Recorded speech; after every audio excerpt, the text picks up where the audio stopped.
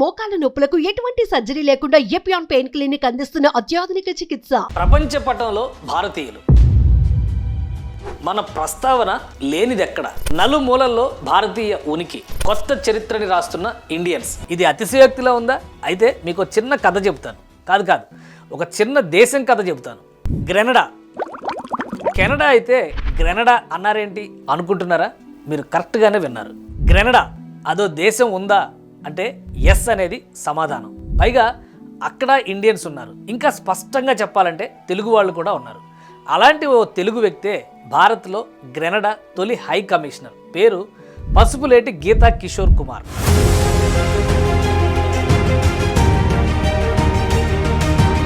ఎక్కడో south America పైభాగాన ఉన్న Caribbean ఐలాండ్స్లో Grenada ఓ చిన్న దేశం. మనకి క్లియర్గా అర్థం కావాలంటే వెస్టిండీస్ దీవుల్లో గ్రెనడా ఒకటి. గ్రెనడా జనాభా 2 లక్షల లోపే. కలకత్తా నుంచి గ్రెనడాకి 1857లో 375 మంది కాంట్రాక్ట్ వర్కర్స్ షిప్లో ఇండియా నుంచి స్టార్ట్ అయ్యారు. ఆ సముద్ర ప్రయాణంలో దాదాపు 86 మంది చనిపోగా 289 మంది గ్రెనడా చేరుకున్నారు. 1885లో మళ్ళీ 3206 మంది గ్రెనడాకి వెళ్ళారు. ఇందులో కేవలం 15% మందే తిరిగి ఇండియా వచ్చారు. మిగిలిన వారంతా గ్రెనడాలో స్థిరపడ్డారు. వీరినే ఇండో గ్రెనడా కమ్యూనిటీగా వ్యవహరిస్తారు. ప్రతి ఏటా మే 1ని ఇండియన్ అరైవల్ డేగా గ్రెనడా ప్రభుత్వం పాటిస్తోంది.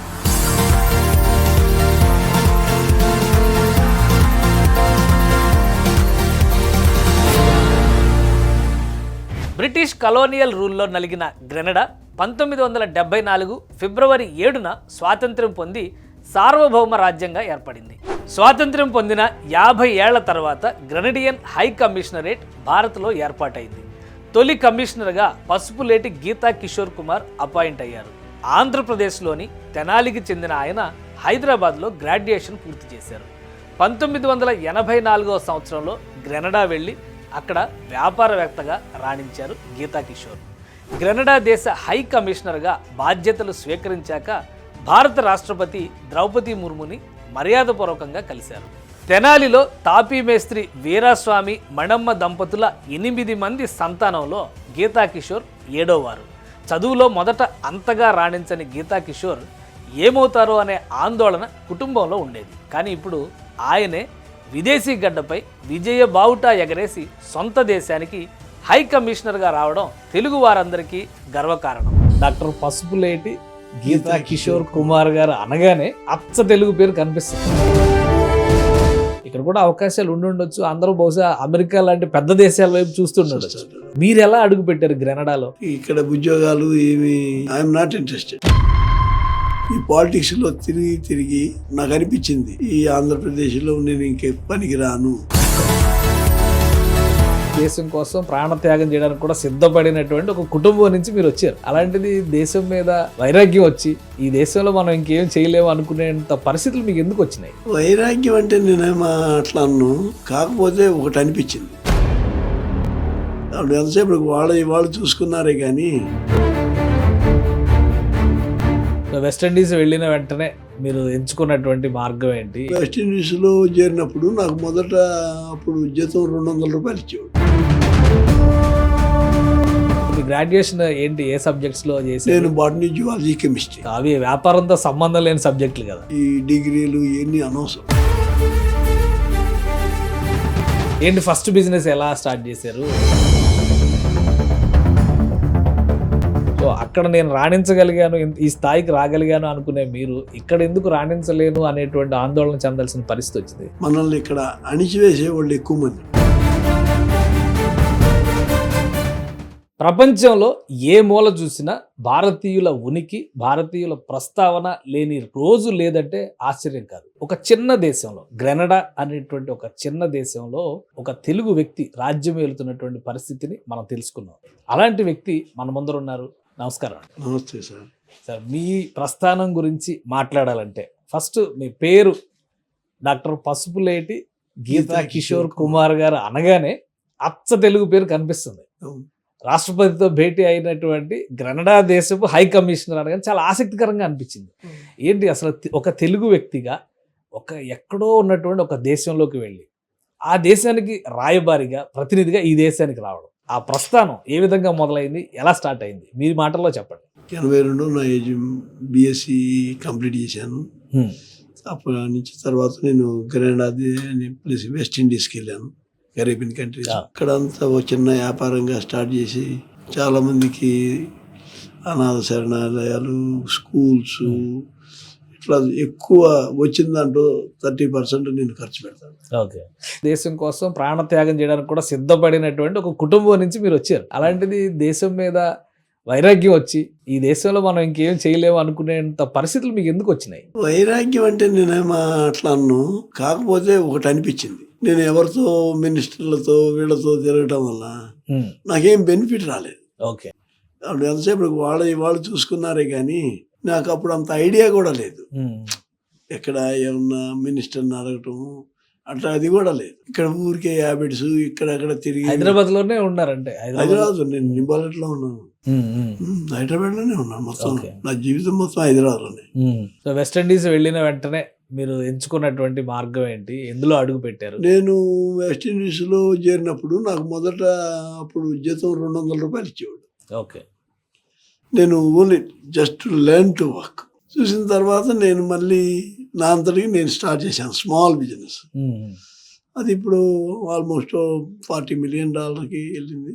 So I'm good on that. So అంటే జాబ్ నుంచి మళ్ళీ వ్యాపారంలోకి మారాలి అనే ఆలోచనకి కారణం నేను నేర్చుకోవడానికి వెళ్ళాను, డబ్బు కాదు అసలు ఈ సింధీ వాళ్ళ దగ్గర ఎట్లా ఉంటుంది, వాళ్ళు ఎట్లా చేస్తారు ఏంటి అన్నది. తర్వాత నేను నా అంతటికి సొంత ఇంపోర్టేషను, నాకు కావాల్సిన కంపెనీల నుంచి, చైనా నుంచి, పెనామా నుంచి, కొరసావా నుంచి, హాంకాంగ్ నుంచి నేను నా తెలివితో ఉపయోగించుకొని నేను ఎవరి సహాయం తీసుకోకుండా ఈ స్టేజ్కి వచ్చాను. మీరు ఇక్కడ నుంచి వెళ్ళేటప్పటికి గ్రాడ్యుయేషన్ కంప్లీట్ చేసుకుని వెళ్ళారు. అంటే మీ గ్రాడ్యుయేషన్ ఏంటి, ఏ సబ్జెక్ట్స్ లో చేశారు? నేను బాటనీ, జువాలజీ, కెమిస్ట్రీ. అవి వ్యాపారంతో సంబంధం లేని సబ్జెక్టులు కదా అసలు.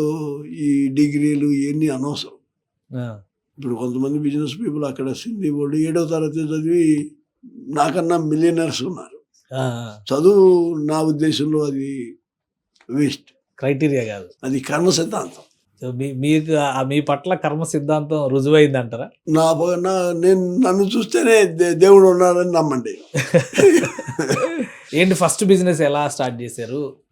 నేను ఫస్ట్ బిజినెస్ 800 square feet లో small business, retail business start. తర్వాత ఏం వ్యాపారం? Retail business. రిటైల్ బిజినెస్ లో మన గుండు సూది నుంచి ఫ్రిడ్జ్, స్టవ్ అన్ని, క్లోదింగ్, షూ అన్ని చేసేవాడిని. తొలిసారిగా అంటే ఫస్ట్ టైం గ్రెనడా ఒక హై కమిషనర్ ని ఇండియాలో అపాయింట్ చేయడం అంటే ఇదే ఫస్ట్ టైం, మీరే ఫస్ట్ హై కమిషనర్. సో ఇది ఎలా సాధ్యమైంది? నన్ను అడిగారు, ఇది హై కమిషనర్గా ఇండియాలో పెడదాం అనుకుంటున్నాం, ఇండియా గవర్నమెంట్ పర్మిషన్ ఇచ్చింది, 50 years తర్వాత పోస్ట్ ఎంబసీ ఇక్కడ పెట్టడానికి అడిగితే నేను మా ప్రైమ్ మినిస్టర్ని ఆస్ట్రేలియా కానీ కెనడా కానీ ఇవ్వమన్నాను. అప్పుడు ఆయన ఏమన్నాడంటే, ఆస్ట్రేలియా కాదు, నీకు ఇండియానే suitable because you born there. అప్పుడు కమిటీ ఉంటుంది కదా, సో కమిటీతో ఆ కమిటీ వాళ్ళు కూడా నా పేరు రికమెండ్ చేశారు. 28 మంది అప్లై చేశారు. కమిటీ వాళ్ళ ద్వారా నాకు ఓకే ఫస్ట్ ఆపర్చునిటీ. ఏంటి మీ ఫస్ట్ టాస్క్ ఏంటి ఇక్కడ? ఇండియా నుంచి రావాలనుకునే వాళ్ళకి, గ్రెనడా రావాలనుకునే వాళ్ళకి అక్కడ ఉండేటువంటి ఆపర్చునిటీస్ ఏంటి? ఏదైనా బిజినెస్, ఈ స్మాల్ బిజినెస్ 5,000 నుంచి ఇన్వెస్ట్మెంట్ మిలియన్స్ వరకు చేసిన మా కంట్రీకి, మీలాంటి పెద్దలు మా కంట్రీకి ఇన్వెస్ట్మెంట్ చేయాలని, మా కంట్రీని వచ్చి చూడాలని నా కోరిక. సో అంటే మీరు ఇక్కడ ఇండియాలో అవకాశాలు, అక్కడ ఉన్నటువంటి గ్రెనడాలో అవకాశాలు, ఈ రెండింటిని బేరీజ్ చేసినప్పుడు ఇన్వెస్టర్స్ రావాలంటే గ్రెనడా ఎలాంటి కన్సెషన్స్ ఇవ్వబోతుంది, ఎలాంటి ప్లానింగ్స్ ఉన్నాయి మీ కంట్రీలో? మేము 99 acres ల్యాండ్ మీకు అగ్రిమెంట్ ప్రకారం 99 acres 99 years ఇస్తారు. Okay, lease agreement. 99 without charge anything. Okay, అంటే మళ్ళీ మీకు 5 years ట్యాక్స్ ఎగ్జంప్షన్ ఇస్తారు. ఎగ్జంప్షన్ ఇస్తారు. మీకు వాటరు, ఎలక్ట్రిసిటీ అన్ని ఇక్కడ కాకుండా మీకు విత్ ఇన్ డేస్లో అయిపోతాయి. అక్కడ ఎమ్యూనిటీస్ ఎలా ఉంటాయి అన్ని ఇంకా ఇంతకంటే బెటర్ ఎమ్యూనిటీస్ ఉంటాయా, సౌకర్యాలు, ఇండస్ట్రీ స్టార్ట్ చేయాలన్నా, బిజినెస్ స్టార్ట్ చేయాలన్నా మంచి అవకాశాలు అంటే ఉంటాయి? ఒకటే ప్రాబ్లం ఉంది, అక్కడ మనకి ప్లాంట్స్ ఏదన్నా మనం పెట్టుకోవాలన్నది మిషనరీస్ కానీ ఏమన్నా కానీ దానికి ఏమైందంటే అక్కడ ఏవి దొరకవు. మనం ఎక్కడి నుంచి చైనా నుంచి కానీ ఇంపోర్ట్ ఇండియా నుంచి కానీ ఇంపోర్ట్ చేసుకోవాలి. అది చేసుకోవడంలో ఏమవుతుందంటే అక్కడ వాళ్ళు లోకల్ వాళ్ళు చేయలేరు. లైక్ ఇండియన్స్ 24 hours పని చేస్తారు డబ్బులు వస్తాయని, అక్కడ వాళ్ళు చేయరు. వాళ్ళకి $200 వచ్చినాయి అనుకోండి, అలా అయిపోదాకా మళ్ళీ పనికిరారు. 50 ఏళ్ల ప్రస్థానంలో మీరు మొదటిసారిగా ఒక దేశానికి చెందినటువంటి రాయబారిగా మీ మాతృదేశానికి వచ్చారు. సో ఈ దేశానికి కానీ తెలుగు రాష్ట్రాలకు కానీ ఇక్కడ ఏం ప్లాన్, ఏం ఆలోచిస్తున్నారు? ఎటువంటి బిజినెస్ ఆపర్చునిటీస్, ఎటువంటి టైప్స్ విత్ గవర్నమెంట్ మీరు ట్రై చేస్తున్నారు? నేను మెయిన్గా ట్రై చేసేది అగ్రికల్చర్. మాకు అగ్రికల్చర్ డెవలప్మెంట్ కొంచెం అన్ని ప్రాంతాల్లో సీడ్స్, కెమికల్స్, ఫర్టిలైజర్స్ అవి నేను చేస్తున్నాను. Small scale industries like mango juice factory, small things. Okay okay, I'm trying to that one. So అవకాశాలు మీరు ఇవ్వడానికి రెడీగా ఉన్నారు. ప్రభుత్వాలతో సంప్రదింపులు ఏమైనా జరుపుతున్నారా? ఇక్కడ మాట్లాడటం వేస్ట్ ఆఫ్ టైం. నేను చూసిన అది మాట్లాడినా కూడా వీడేం మాకేమన్నా మీరు ఇస్తారా అంటారు. మేము మా దగ్గర ఏమి లేదు, అందుకనే పంజాబ్ చీఫ్ మినిస్టర్ స్పందించాడు, అని కలుస్తాను నేను. ఓకే, అది ఎందుకంటే మాకు అగ్రికల్చర్ కొంచెం టెక్నాలజీ హెల్ప్గా నీడు. ఎందుకంటే అక్కడ లేజీగా పనిచేయడానికి సిద్ధం లేదు కాబట్టి న్యూ టెక్నాలజీని తీసుకురావాలని చూస్తున్నాను. ఓకే, మరి ఇండియన్ గవర్నమెంట్తో ఆల్రెడీ మీరు రాష్ట్రపతి ద్రౌపది ముర్ము గారితో భేటీ అయ్యారు. సో ఎలా ఉండబోతుంది ఇండియన్ గవర్నమెంట్తో మీ జర్నీ? నాకు ఢిల్లీలో మాత్రం ప్రెసిడెంట్తో కానీ ప్రైమ్ మినిస్టర్తో కానీ అసలు మంచి వాళ్ళు స్వాగతించారు. మా చిన్న దేశమైనా దే రియల్లీ అప్రిషియేటెడ్. మేము అడిగినవి ఇస్తారని నా నమ్మకం. సో అంటే టెక్నాలజికల్గా, అంటే గవర్నమెంట్ గతంలో కూడా 2004లో హరికేన్స్ అవి వచ్చినప్పుడు కూడా గ్రెనడాకి ఇండియన్ గవర్నమెంట్ చాలా సపోర్ట్ చేసింది. అండ్ కరోనా టైంలో కూడా మెడిసిన్స్ రిలేటెడ్ చాలా సపోర్ట్ చేసింది. సో ఈ రెండు దేశాల మధ్య మీ రాక తర్వాత రిలేషన్స్ ఎలా ఉండొచ్చు? ఇంకా బెటర్గా ఉంటాయి ఇప్పుడు. మాకు ఎందుకంటే ఇండియన్ గవర్నమెంట్ బాగా హెల్ప్ చేసింది, మెడికల్గా కానీ టెక్నాలజీగా కానీ ఆర్థికంగా కానీ. మాకు హరికేన్స్ వచ్చినప్పుడు కానీ ఇప్పుడు బాగా చేసింది కాబట్టే మా ప్రైమ్ మినిస్టర్ అంబాసిడర్గా చూజ్ చేసుకున్నాడు. అంటే మేము ఎందుకు ముందుకు వచ్చామంటే రాబోయే కాలంలో ఇండియా నెంబర్ 1 అయింది అనుకోండి, అప్పుడు మేము వెనకబడిపోతాం కదా. ఇప్పటి నుంచే రిలేషన్స్ కంటిన్యూ చేస్తారు. సో మీ లైఫ్ జర్నీ చూసిన తర్వాత మీరు ఎక్కడో 7th క్లాస్ ఫెయిల్ అయ్యారని చెప్పని విన్నా. నేను 7th క్లాస్ 2 సార్లు ఫెయిల్ అయ్యాను. ఓకే, అక్కడ నేను వెళ్ళి అడిగితే ఆయన అన్నాడు, మన వుడన్ స్కేల్ కనుక పాతి పెడితే అది మొక్క మొలిస్తే నీకు చదువు వస్తుంది అన్నాడు. ఎక్కడ తెనాలి? మరి పాతి పెట్టారా? నేనేం పెట్టలేదు, నా ఆ స్కేల్ కొనడానికి కూడా డబ్బులు. మరి ఇంత స్థాయికి ఎలా వెళ్ళారు? అది నా వాళ్ళు బ్లెస్సింగ్ చేశారు నన్ను. ఎవరు కూడా నేను ఇంత స్థాయికి వెళ్తానని వాళ్ళు నిద్రలో కూడా అనుకోలేదు. ఓకే ఓకే, కానీ నాకు I have a confidence. Okay, I have a confidence. So అక్కడ సిస్టమ్ ఎలా ఉంటుంది? ఎకానమీలో ఈ టాక్సేషన్స్ కానీ, ఆదాయ మార్గాలు, ఆదాయం పైన ప్రభుత్వం విధించేటువంటి పన్నులు కానీ. మీకంటే ఇన్వెస్టర్స్ కదా, మీకు 5 years దాకా ఉండదు. అంటే నార్మల్ పబ్లిక్ కూడా, నార్మల్ పర్సన్స్ కూడా, అక్కడ ఉండే సిటిజన్స్ కూడా, నార్మల్ పబ్లిక్ $1,200 లోపల no income tax. Okay, after that is 15%, 20% something. Okay, post 100,000కి మళ్ళీ తీసేస్తాడు. ఇదే సేమ్ సిస్టమ్. అంత చిన్న దేశం, జనాభా చూస్తే కూడా 2 లక్షల కంటే ఎక్కువ లేదనే లెక్కలు కనిపిస్తుంది. కానీ ఎకానమీ విషయంలో ఇండియన్ రూపీ కంటే 31 రూపాయి, 42 రూపాయలు, 42 రూపాయలు ఇప్పుడు అంట. అదే 40 రూపీస్ ఆడ అనుకుందాం. అంత స్ట్రాంగ్ గా ఎకానమీ ఎలా ఉంది? ఇంత దేశం, ఇక్కడ ఇంత ఉత్పాదక శక్తి, ఇన్ని వనరులు, ఇంత లెగసీ ఇవన్నీ ఉన్నాయి కానీ వెనకబడిపోయిన పరిస్థితి కనిపిస్తుంది. ఇంత చిన్న దేశం అంత పవర్ఫుల్ ఎకానమీ ఎలా మెయింటైన్ చేస్తుంది? మెయిన్గా ఈ ఈసీ డాలర్స్, ఈస్ట్ కరేబియన్ డాలర్కి లింక్ టు అమెరికా. ఓకే, వాడు సపోర్ట్ చేస్తాడు ఈ డాలర్కి. ఇప్పుడు 1983 నుంచి అదే $2.70 1 years. ఓకే, అదే కంటిన్యూ ఇప్పుడు దాకా. ఓకే, యుఎస్ గవర్నమెంట్ అంటే మీరు ఒక డాలర్ ఇస్తే US$ $2.7 అంతేనా?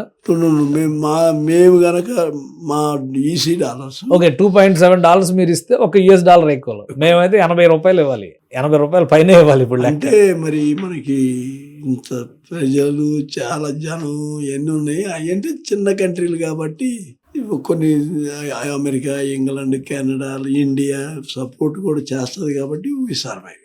ఓకే, మీరు ఇన్వాల్వ్ అయ్యారా ఏదైనా పొలిటికల్ పార్టీస్లో ఇన్వాల్వ్ అయ్యారా? ఇక్కడ పొలిటికల్ పార్టీస్లో తిరిగారు కదా మీరు ఇక్కడ ఉన్నప్పుడు, మీ యంగ్ ఏజ్లో తిరిగాను బాగా. ఇక్కడ ఇప్పుడున్న లీడర్స్ చాలా మందితో మీకు రిలేషన్స్, వాళ్ళ ఫాదర్స్ తో రిలేషన్స్ ఉన్నట్టుంది.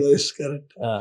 మరి అక్కడ పార్టీల్లో ఎక్కడ తిరగలేదా? అక్కడ మోడల్లో ఎట్లా జరిగిందంటే, పార్టీలో తిరగటం కాదు, ఒక బిజినెస్ మ్యాన్ ని ఒక prime minister, member of parliament 2 సైడ్ల నుంచి కలుస్తారు. ఓకే, మనం 2 సైడ్లు కలిసినప్పుడు మనం డిప్లొమాటిక్గా ఉండాలి. ఆయన మాట్లాడేటప్పుడు మనం మేము కూడా ఫండింగ్ ఇస్తాం. ఓకే, నాటు ఓట్లు కొనడానికి కాదు, అడ్వర్టైజ్మెంట్ పేపర్లు వాడి ఏదో ఇస్తూ ఉంటాం. అది ఫండింగ్ అనండి, మీ ఇదే భాషలో అనుకోండి. నేను 2 పార్టీలతో మాత్రం మంచిగా ఉంటాను. అక్కడ ఉన్న 2 పార్టీలతో మీకు రిలేషన్స్? ఎవరండి ఇప్పుడు నా ఫైల్స్ ఏమన్నా పార్లమెంట్కి వెళ్ళి అనుకోండి, అపోజిషన్ వాళ్ళు ఏమి మాట్లాడరు. మరి ఇక్కడ అలా ఫండింగ్ చేశారనుకోండి, లేదా సపోర్ట్ చేశారనుకోండి, వాళ్ళే ఎంపీలు, ఎమ్మెల్యేలు, రాజ్యసభ సభ్యులు ఇట్లా అయిపోతున్నారు కదా. మరి గ్రెనడాలో అలాంటి ఆపర్చునిటీస్ అట్లా ఉండదు. ఇక్కడ సిస్టమ్ డిఫరెంట్. ఓకే, అక్కడ సిస్టమ్ డిఫరెంట్. సో అప్పుడు మీరు 80s లో చూశారు కదా హైదరాబాద్లో రాజకీయం, అది అప్పటికి ఇప్పటికి పోలిస్తే ఎలా ఉంది? అప్పుడు అసలు అది అప్పటికి ఇప్పటికి చూస్తే మీరు ఈ ఎలక్షన్ సిస్టమ్ కానీ, పార్టీల సిస్టమ్ కానీ అసలు 100% కరప్షన్కి వెళ్ళిపోయింది. ఓకే, ఇప్పుడు డబ్బు లేనిదే అసలు ఏ పని అవ్వదు. వాళ్ళు డైరెక్ట్గా చెబుతున్నారు కదండి, మీ ఛానల్స్లో నేను 5 కోట్లు ఖర్చు పెట్టాను, నేను 50 కోట్లు ఖర్చు పెట్టాను. మీ ఛానల్లో నేను ఎన్నోసార్లు చూశాను.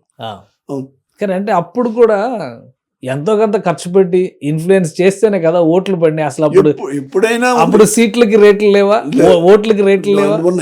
ఉన్నాయా? ఎంత ఉన్నాయి అప్పుడు? ఎంత ఉన్నాయి అప్పుడు? ఎమ్మెల్యేకి ₹1,00,000, ఎమ్మెల్యే సీటుకి ₹1,00,000. ఈ కౌన్సిలర్ వాడికి అయితే పేరుంటే ఆడికి ఇచ్చేసేవాళ్ళు. ఈ పాపం చేసుకుని అందరూ బతకాలి కదా అన్నట్టుగా ఉండేవాళ్ళు అప్పుడు. ఓకే, ఇప్పుడు అట్లా లేదు కదా. సో అక్కడ గ్రెనడాలో పొలిటికల్ సిస్టంలో ఇప్పుడు ఇక్కడ నడుస్తున్నటువంటి పార్లమెంటు, అసెంబ్లీ స్ట్రక్చర్స్ అన్ని ఉంటాయి. సేమ్ కామన్వెల్త్, సేమ్ రాజ్యసభ, దిగు సభ, ఎగువ సభ. అంటే British colony system, colonial system కదండి. మీరు ఫాలో అయ్యేది, మేము ఫాలో అయ్యేది, all commonwealth countries follow same thing, ఒకటే సిస్టమ్. అవును, right. Thank you Geeta Kishore గారు, మీ అభిప్రాయాలు తెలియజేసినందుకు. మీ టీవీ ఛానల్ థ్యాంక్ యూ. ఇది special discussion. Keep watching. Suman టీవీలో మీ పర్సనల్ అండ్ బిజినెస్ ప్రమోషన్స్ కోసం కింది నెంబర్కి కాంటాక్ట్ చేయండి.